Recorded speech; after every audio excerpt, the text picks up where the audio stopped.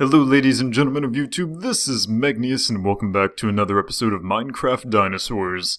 Now, today, we are up high, we are looking down on our dinosaurs below, all of our wonderful little friends. We are going to be clearing out a section for an enclosure for our Allosaurus up here on this mountain, because I think this mountain was generally where a lot of people wanted to place the Allosaurus. Now, the problem, of course, is that there's already our old Ares enclosure. Bless his soul, Ares, he died so young. You can actually see his grave over there, those sand things over there. But we're going to be taking down the small enclosure. We're going to be doing some landscaping while we discuss a new mystery dinosaur, which has been fully discovered. Sort of a long story, we'll get to that in a moment. But let's go ahead and get started moving some of this crap out of the way. I've already made the Allosaurus eggs, so I don't know if we'll have time to build the enclosure today. Maybe we could make like a small enclosure like this and put the guy in there, and then maybe build a larger enclosure around the smaller enclosure, because I want something made out of stone bricks, maybe some glass thrown in there, I don't know, we'll see. But either way, let's start getting rid of this stuff. There's also sort of a strange, I'm not exactly sure how to describe the news that's come up. It's about gamers, it's about gaming stuff, it's about some sort of organization called Gamergate that, honestly, I'm not really sure what's going on, but I'm gonna comment on it anyway because I'm a jerk like that. And, I don't know, I've read a few articles about what's going on, and I think I have a general idea of what may have happened. I'm sort of fuzzy on some of the details, but meh, it'll be fine. Either way, the stuff that I want to say is pertinent, regardless of whether such a thing ever occurred in the first place. Wow, that's super vague. Let's go ahead and talk about the dinosaur anyway. So let's go ahead and jump over and talk about, Deinocheirus. Its name comes from Greek, and I'm pretty sure that the International Phonetic Alphabet had it written down as Dinocheirus, which is a pretty awesome sounding name for a pretty awesome dinosaur, actually. It's sort of a strange... why are there small Korean children screaming outside of my door? For any of you who may be new to the channel, that's not me, like, assuming kids are Korean. I literally live in Korea. But anyway, so... is that a little bit loud? That feels a little bit loud. Why is this always on peaceful? Because of the test game. The music and sound is gonna turn the master volume. Let's maybe 20%. Is that okay? Yeah, okay, that's much better. So, Deinocheirus is I almost called it a Pokemon, is a dinosaur, a theropod dinosaur, that is quite strange. It was originally discovered, some fossil arms of it were discovered back in like 1965 in southern Mongolia. And we've talked about dinosaur fossils and bones coming from China and Mongolia and, you know, generally the Asian sorts of areas. And there's so many dinosaurs and so many amazing specimens which have come out of there, so it's really not surprising that we're once again talking about Mongolia. I don't know if we've ever talked specifically about Mongolia before, but I know that I've told you guys about all of the fossil sites in China, for example. But yeah, so clearly Asia was an awesome place to be during the Cretaceous period. All sorts of cool stuff. Again, to remind you, the late Cretaceous period was about 67-70 million years ago. So Deinocheirus was this quite strange dinosaur that originally we only found their arm bones. Now, the arm bones are quite large. If you know anything about some other theropod dinosaurs, a lot of theropod dinosaurs have smaller arms, the most famous, of course, being the Tyrannosaurs. Tyrannosaurus rex, for example, had tiny little arms. In fact, he may have been, at some point, Tyrannosaurs may have been evolving to no longer have 4 arms because they weren't really necessary anymore, or perhaps they were used for something that we're not exactly sure about. I've read some articles that said that maybe Tyrannosaurs used their 4 arms for locking during mating, so that, you know, they stayed together. They're like various animals that do that these days too, so that wouldn't be that strange. But regardless, this was not like a Tyrannosaur. There were very large, very developed arms, 4 arms, and they're just weird looking. They're not quite as weird looking as like that scissor fingers dinosaur that we talked about before. That was I think it was actually an herbivore. I can't remember that thing's name. But that thing had like scissor-like hands. Not quite as scissor-like hands as that, but they are pretty scary looking. And Deinocheirus we did not find complete fossils until quite recently. So this thing lived during the late Cretaceous period, and it's sort of like, on Reddit, for example, people were calling it the platypus of the dinosaurs, because it has so many strange body parts that really don't seem to fit together very well. Its mouth, for example, has been shown to be sort of a duckbill, so like a platypus, it's a duck-billed platypus dinosaur. It has really, really long, very well-developed arms. Who knows what it could have used those for? Let's put some of our dirt back home. I don't want to continue wasting dirt. I don't want to fall through the mountain. Why can't I run? Why don't I have any food on me? No. Yeah, so it had a strange duck-billed face, it had long arms, and it walked predominantly on its back 2 legs, which were apparently hooved? Like very, very... what's the word I'm looking for? Like bulbous, thick feet. I saw them described in an article as hooved. If you would like to read about this dinosaur, by the way, you can find a link in the video description below to a BBC article. That's the one that I read. Has some artist renditions of what it may have looked like, which are interesting to look at. But, I don't know, the artist renditions don't really have hooved feet in them, so I'm not really sure how well we can believe that, but meh. I am not concerned.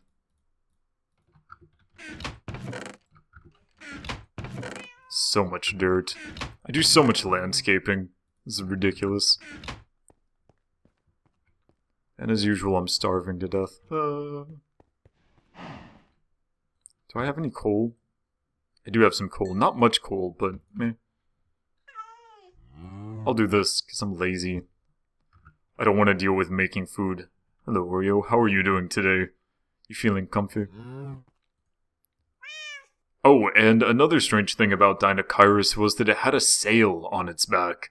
So, along with its strange, long, well-developed arms, its duck-billed beak, its hooved feet, it also had a sail on its back. Not a very large sail, nothing like Spinosaurus big. But nonetheless, it was pretty large, and I don't know. What could it have been used for? Maybe for temperature thermoregulation sort of stuff, because clearly Spinosaurus was semi-aquatic. We talked about that before. This one was not. This dinosaur was not semi-aquatic, so I'm not really sure why it has a sail. But it's there, so we'll just keep that in mind. I do not have a whole lot of space for all this dirt that we're going to be getting. Meh, I'm not really too worried about it. That's about it on Deinocheirus. It was pretty big. I don't know exactly how big it was. Maybe I'll say that in the next episode. I didn't check any, like, weight and height figures or anything like that. But it's quite large. Seeing a picture of a person standing next to its arm bones, that gave me the impression of it being quite large. Collect all the dirt. My delicious dirt. Giving me fossils. Okay, there we go. I love that I no longer really use feeders because I turned off dinosaur starving, because man, dinosaur starving is probably the most annoying thing in this game. Because they're dumb, they don't know how to eat. Maybe I should go up here to the top and, like, work on the way down. Would that be a decent idea?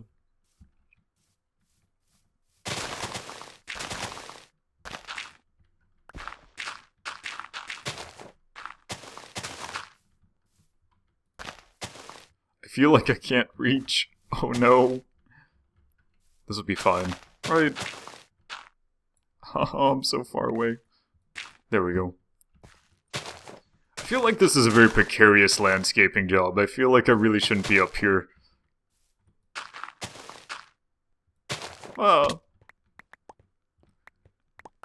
Let's see. And for the other news, the Gamergate thing. Gamergate. I'm not exactly sure how Gamergate got started. I don't know how long this has been going on, maybe only a day or two, because I don't know.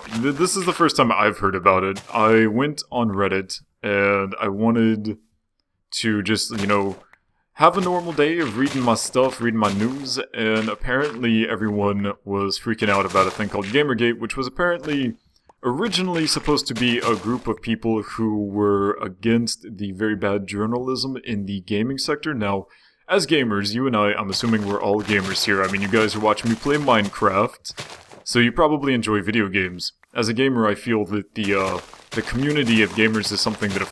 Okay, and we're back. Those little freezes, man. Those little freezes. So annoying. I am probably going to be attacked by crazy monsters. And I don't want that to happen. So...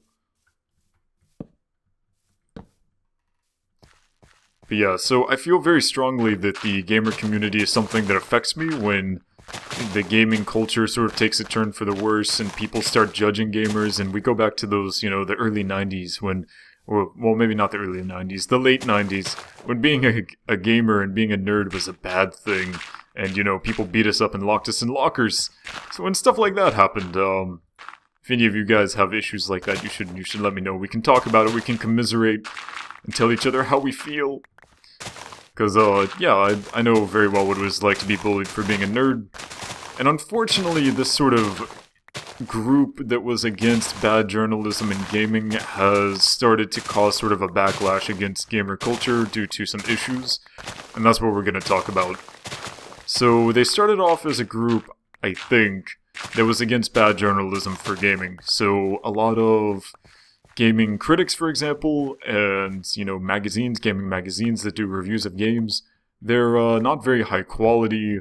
They can be easily bought, meaning if the developer pays them money, then they'll give it, like, a good review, stuff like that. That sort of stuff happens quite often in the gaming industry, I get the feeling. Actually, you guys know that as a YouTuber, I have the opportunity to review games, and I sometimes do that. I have been told by developers in the past that they will only give me a copy of their game, a press copy, if they will get a good review, if I promise to give them a good review. And needless to say, you guys have never seen any of those games. I flat out refused most of them. What was one of them that did that? Banished didn't really do that. Banished did something else that really bothered me. I don't think they did that. Oh, what was it was like one of the very early games.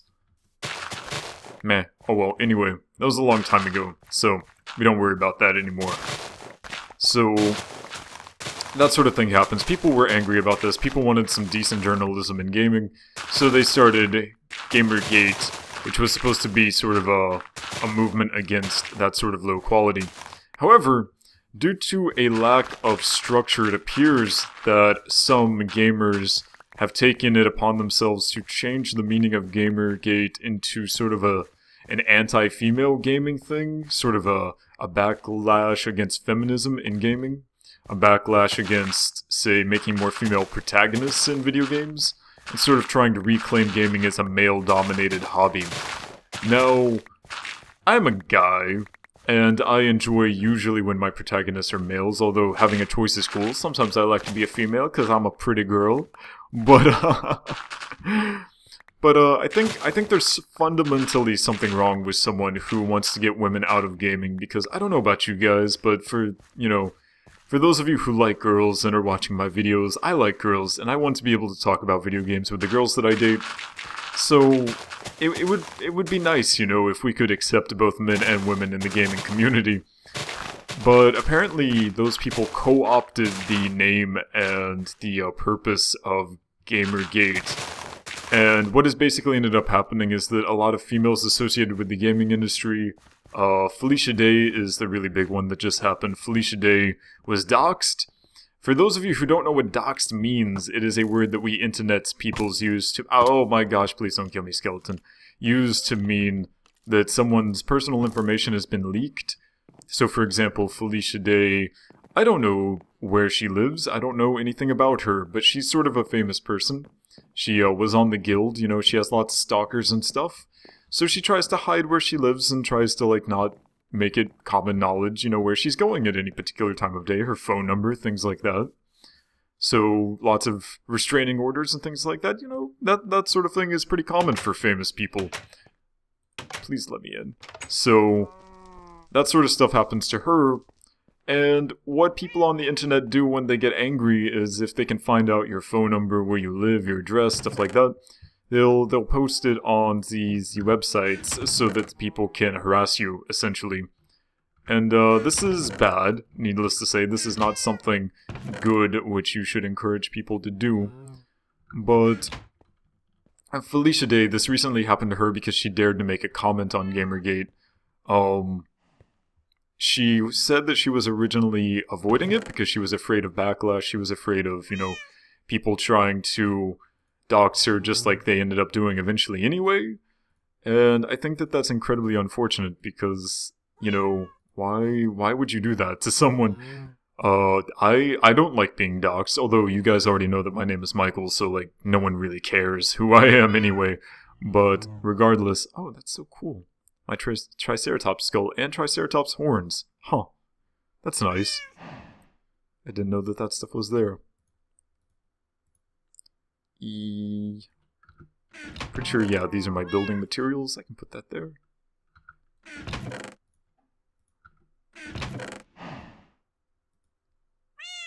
Let's use... Can I do this? Yes, there we go. Let's do this, and then do this. These are clearly... What? Here. We'll do it like that. That works. Okay, now we have some extra space. I'm gonna eat this.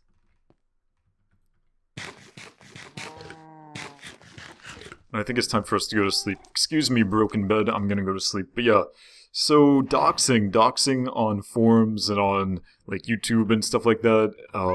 You may have seen on Twitch, some people are, like, playing games on Twitch and then they get swatted where, like, someone who knows their address calls in a hostage situation or something like that, and people with guns burst in and, like, say, like, is there anyone here? Like, what are you doing? Da-da. Needless to say, cops actually need to chill when they do that because, you know, every time I've seen it, they're really aggressive. And, like, there's no reason to be aggressive towards a person who's just sitting there, like, on a computer, you know? So, needless to say, pretty annoying. But,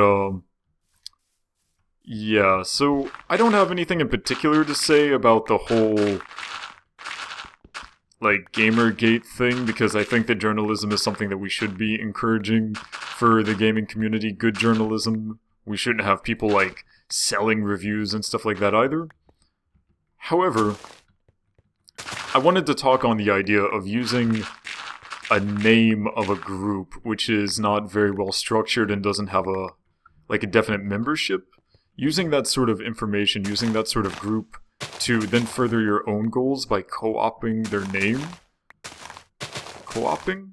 Co-opting? Yeah, I don't know what I'm saying, but anyway, by stealing their name, basically claiming to be a member of that group, and then doing whatever the heck you want, basically. Really not cool. You guys probably don't do stuff like that, because, you know, most of you are quite young and you just watch Minecraft videos on YouTube. You live pretty normal lives, you know? But the people who do that, I'm reminded of Anonymous, if any of you know who Anonymous is, a pretty famous, like, hacktivist group. There is indeed a small group of people who make up the core of Anonymous, but they don't really have any sort of leadership or anything like that.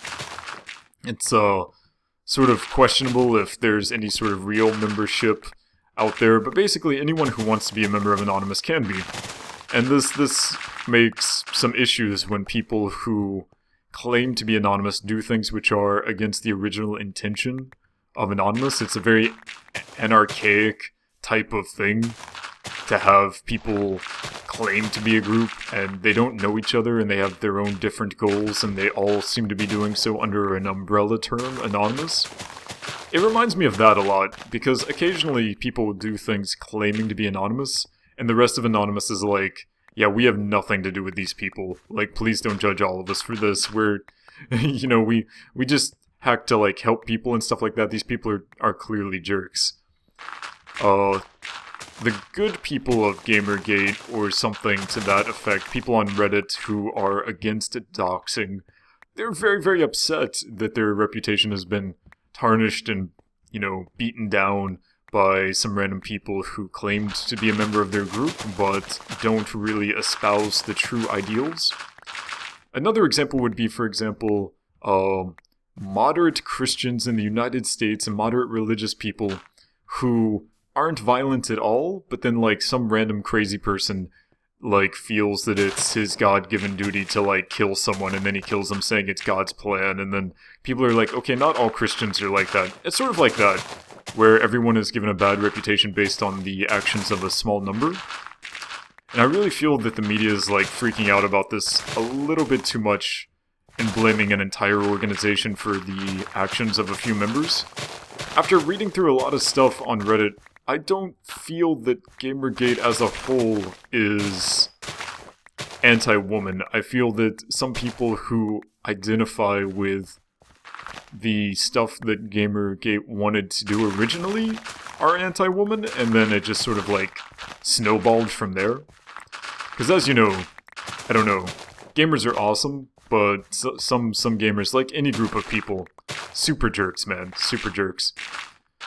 You guys have heard me complaining about Final Fantasy XIV before, right? I'm like, oh yeah, casualness is bad, it ruins MMOs and stuff. There are some people who think that women playing games ruins them, and that's just weird. I don't get that, so... meh. Needless to say, the point of all of this is that if you guys have a favorite YouTuber, like me, maybe, or if you have someone online, or someone in real life, like an actor or actress that you love, and you worship them, and you're like, oh my gosh, they're like my hero, the absolute worst thing that you can do is, like, try to find out where they live, or find out their phone number, because although it's understandable that you love them, and it's understandable that, you know, I don't think any of you would do something like dox someone on purpose to hurt them.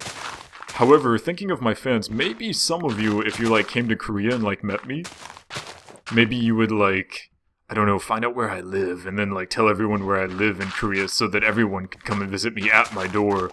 Needless to say, if that happened, I would so move so fast. Like, I don't know all of you guys. I know some of you. But, like, if, you know, 40,000 people started showing up at my door, I'd be like, nope, we're done here, guys. YouTube is over. See ya. Oh. But yeah, doxing is bad and dangerous, actually, quite dangerous. People, you leave people exposed to the harsh, crazy people of the internet, and then bad things happen to them. So let's take a moment to reflect on this and just know that, you know, telling people on the internet where someone lives or telling them their phone number is totally creepy, especially for women, because, you know, like, if someone said where I lived on the internet, I'd be like, well, you know, that's sort of weird, but, you know, if someone comes to my house, I'll just, like, beat them to death with a nightstick or something, you know? Because I have a nightstick, it's just, like, chilling in my closet. But, I don't know, a lot of women aren't so comfortable, you know, beating the crap out of people with nightsticks, so they feel less comfortable with people knowing where they live. Totally understandable reaction. Totally understandable, and I get that. So let's hope that no one here, none of you guys have been involved with doxing anyone. Doxing's bad, okay? Doxing's bad. I don't know exactly how I want to leave the little, like, copter pad.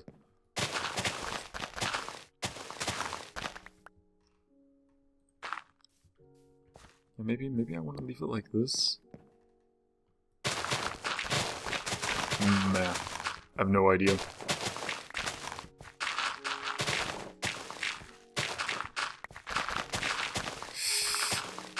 So on the one hand, I really want us to hatch our Allosaurus, but we did talk about some dinosaur news today, and I don't want to hatch the Allosaurus here. I want to put it somewhere in the middle.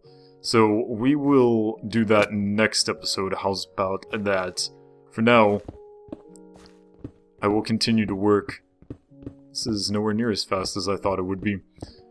But we will continue to work on landscaping this out off camera, and after it's all cleared out, we will put some sort of enclosure here. Probably gonna use stone, maybe some glass. I'll look up, like, maybe cage designs or something on the internet. We'll see if we can find something cool. And for now, that's all the time we have, so thank you so much everyone for watching. My name is Megneous, and I will see you next time.